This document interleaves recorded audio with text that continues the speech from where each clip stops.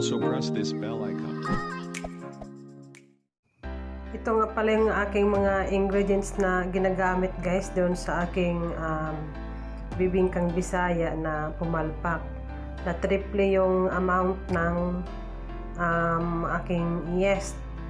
Kasi dapat teaspoon lang siya. Ang nailagay ko, tablespoon. Dapat dyan 2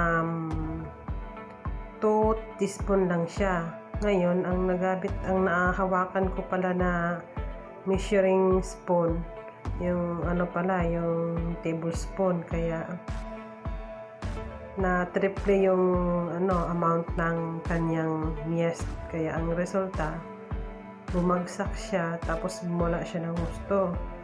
Kasi, di ba, pagka sa 1 teaspoon, equivalent to 5 ml. Yung 1 tablespoon, equivalent to 15 ml. Ngayon, ang dapat na amount na ilalagay dyan sa 2 cups na rice na yan, dapat 10 ml lang siya. Kaso ang nilagay ko, nasa 30. Kaya, super dami ng nailagay ko na yeast. Kaya dapat talaga maging maingat sa mga hinahawakan nating measuring cups at saka measuring spoon. Kasi kung minsan dyan pumapalpak yung mga ginagawa natin, sayang yung mga ingredients na mga nabili natin, tapos papalpak lang, din natin makakain. So, never give up. Try lang ng try.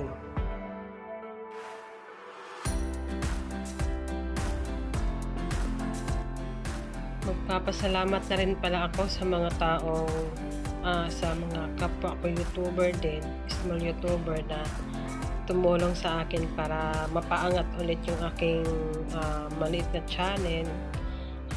Shout out kay Kulot Bayan, kay Big Jess, kay Food Glam, kay Joyoch. Please supportahan nyo rin guys yung kanilang mga channel. Si Food Glam po, kung kayo ay mahilig pag-bake, yan, more on baking yung kanyang ginagawa dyan sa kanyang channel.